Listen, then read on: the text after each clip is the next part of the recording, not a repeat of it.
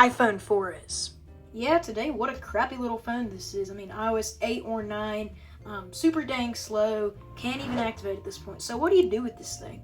You run iOS 6 on it. So yeah, that's just exactly what we're doing today. So I've got to make sure that my phone is jailbroken. So if I go all the way over here to, oh, look at Cydia, yay.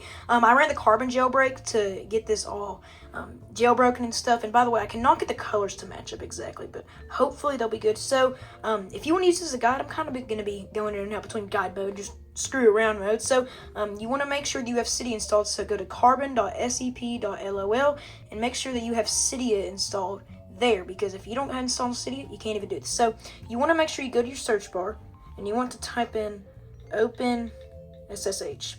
Make sure you have that installed or this will not work at all. So you want to make sure you have open SSH installed, and well, you're pretty much done here. So you can just put this bad boy straight to sleep. And guess what time it is? It's computer time, but not just any computer time. You're going to need a Linux laptop. So I would recommend you go ahead and plug in your iPhone. Okay, so you're gonna go download Linux Mint if you don't already have a Linux computer. So I'm gonna be using Linux Mint Cinnamon Edition. The current latest release as of this video is 22.3, so download that. And you're also wanting to go ahead and download Rufus, and the latest version of this as of filming this is 4.15. Now copy these files to an easy place on your desktop, and I'm going to double click and run Rufus. And we are going to be making a Linux Mint bootable USB. So this is not going to install to your computer. This is going to be a live environment. So you want to select your ISO image by pressing the select button here. In my case, it's on the desktop, so I'm just going to select this. You want to make sure that you have a persistent partition. Now, I'll recommend having one of these just because it's super useful. I'm going to do 45 gigabytes, and I'm going to do large fat 32. You're going to hit start. And if it asks you about updating Grub, just hit yes to that. It's going to ask you syslinux stuff. If it does, just hit yes to that. And it will say everything will be destroyed. To make sure everything that you want off that USB stick is off. And go ahead and hit OK. And by the way, make sure you have a USB drive plugged in.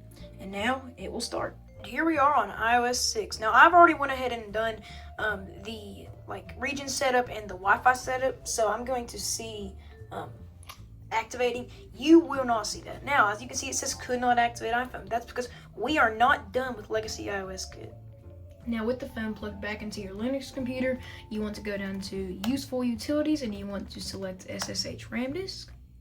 Now, this is going to be basically putting it back in KDFU mode so that we can delete setup.app. So select KDFU. And this is going to be doing some pretty neat stuff. So you want to type back in your password, which is Alpine in this case. And it most likely, in fact, I can almost guarantee it's Alpine. So now you want to unplug your device and plug it back up. And it finds it in KDFU mode. And this is pretty cool. It shows what I like to call code. I mean, it's not necessarily code. I mean, you can call it that, but it's about to run it now. And so yeah, it's pretty darn cool to look at. So I'm going to focus back in on this, and it will show the Apple logo with a loading bar underneath it. So what we're going to do is we're going to select connect to SSH. This is going to bring this up, and you want to type in mount.sh. You want to type in, and I'm sorry, that's all I was typing. You want to type in the following command that I'm about to paste into here. So let me paste it in. So this right here, you can press enter, and it's going to show a whole bunch of apps. Now you want to replace the ls with cd, and you will be there. So now if you type in the ls, it will show this yet again.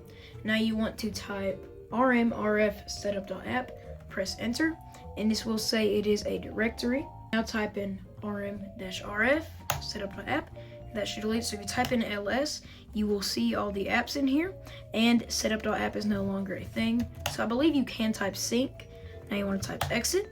Now scroll all the way down and hit reboot device. And now, if you slide it, you are on the iOS 6 home screen. So you have successfully downgraded to iOS 6. Now, as you can see, you do have Cydia installed, so you can install app drop and stuff and get games and apps. Make this into sort of a retro device, if you want to call it that. So without further ado, please comment and say this guide worked if it did work.